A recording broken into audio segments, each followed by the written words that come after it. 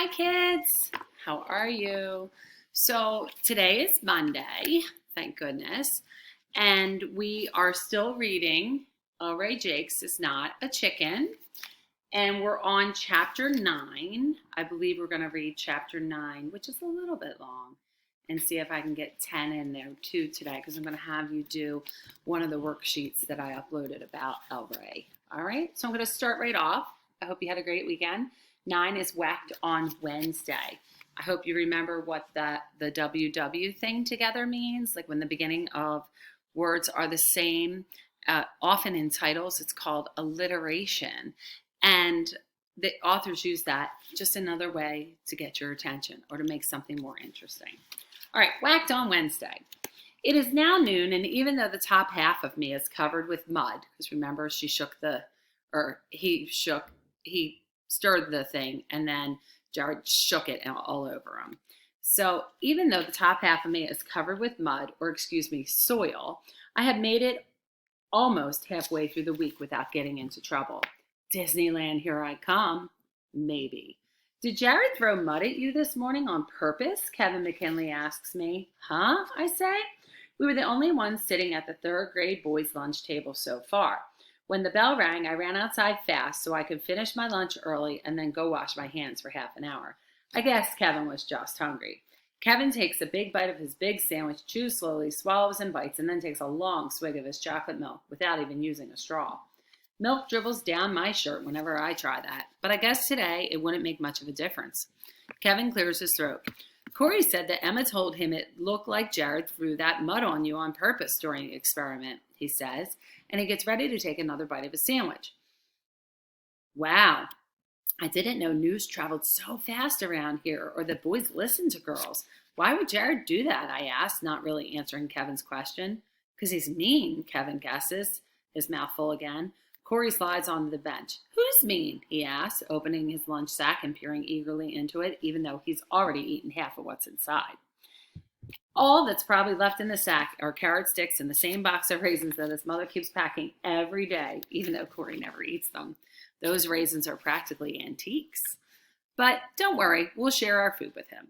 Newsflash, Jared's mean, Kevin says, filling him in. Duh, Corey says, making a face. Emma said she thought you were going to sock Jared right in his mouth this morning, Ray. Only he's so short he couldn't reach my mouth, Jared said, flinging himself so hard onto the bench on the other side of the table that everything shakes. Tables, benches, antique raisins, little sacks of carrot sticks, and us. Ray socking me? He sneers in a loud voice. Like that's gonna happen. Right, Stanley? Right, Stanley says, sliding in next to him. You sound kind of like a robot, Stanley, Kevin says thoughtfully after taking another slurp of chocolate milk.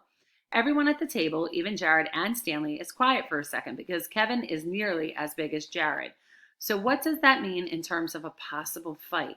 And Kevin is one of those guys who almost never gets mad, but when he does, watch out. You got a problem with me, McKinley? Jared finally asks because everyone is waiting for him to say something. Not yet, Kevin says calmly, and he takes another bite of his sandwich. I wish I could say something like that. Maybe if I was bigger, a lot bigger, like half a person bigger I could. This talk between Kevin and Jared was almost worth sticking around to hear, but my plan to avoid getting whacked on Wednesday has now been ruined because I'm sitting here with Jared Matthews and Stanley Washington instead of being in the bathroom washing my hands. And Kevin McKinley can't be everywhere, not for the whole rest of the day or the 2 school days left in this week. Oops, Jared says, and then after he says, oops, he knocks his open carton of milk in my direction. He really is mean, huh? In my direction. The milk splashes on my peanut butter sandwich and floods the table.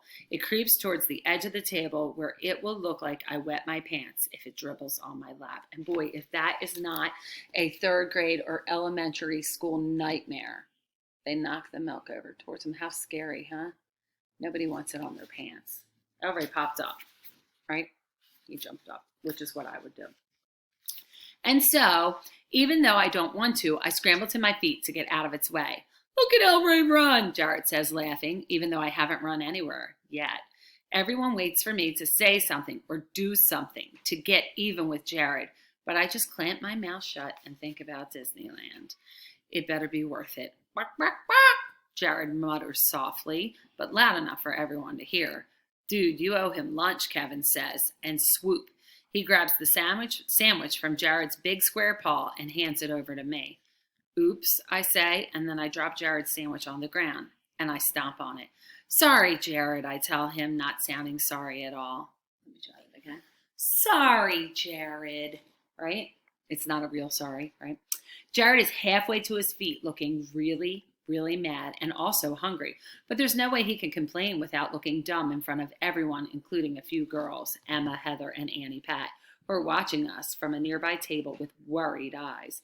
After all, Jared made a mistake spilling his milk, and I made a mistake dropping his sandwich on the ground and stomping on it.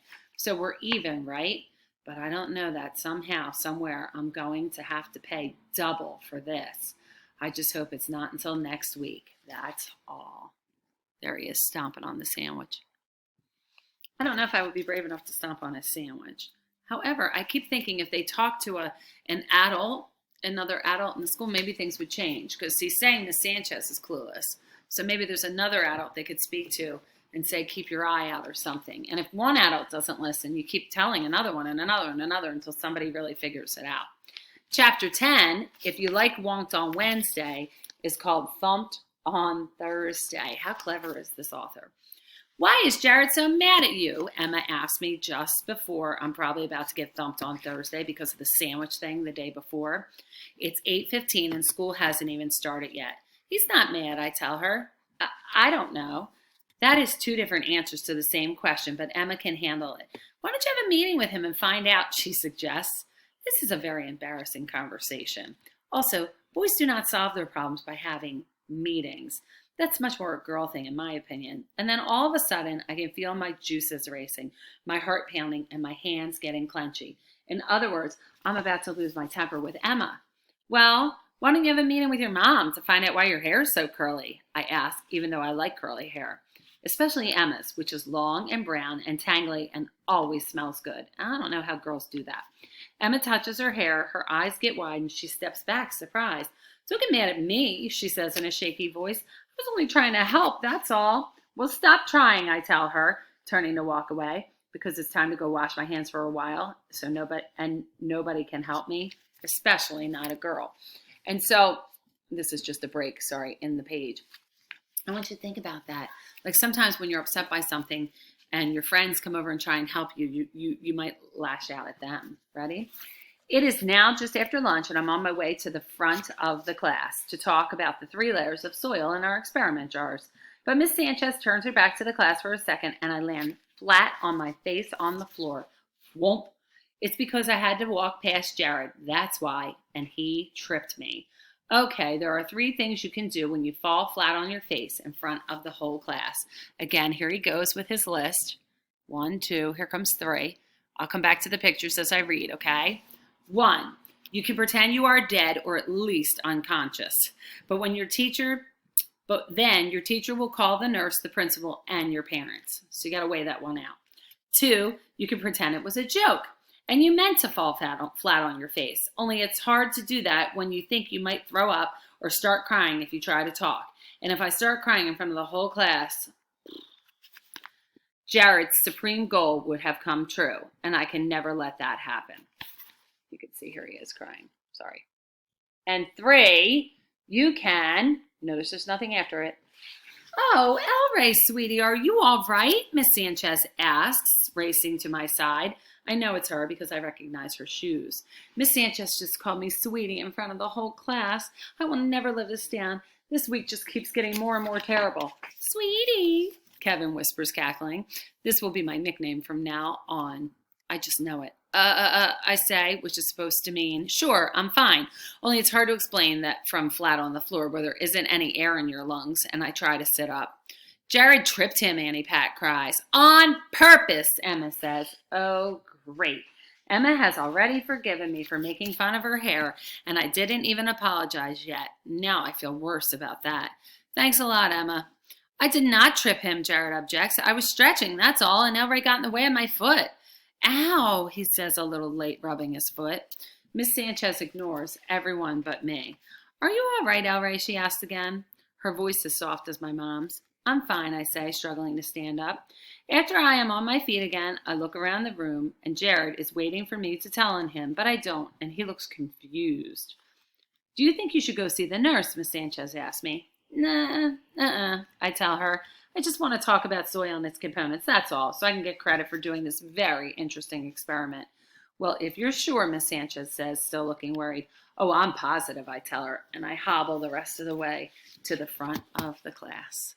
Okay, so now what you're going to do, and you have a paper for it this week to make it easier so we're not confused. What you're going to do on your paper is to tell me, we're going to go back, we're still doing characters, we're finishing series stuff, but you're going to tell me about El Rey. Tell me how you are alike and different to him. It will be on a paper. That's why it says it. I'm sorry. That's why it says attachment.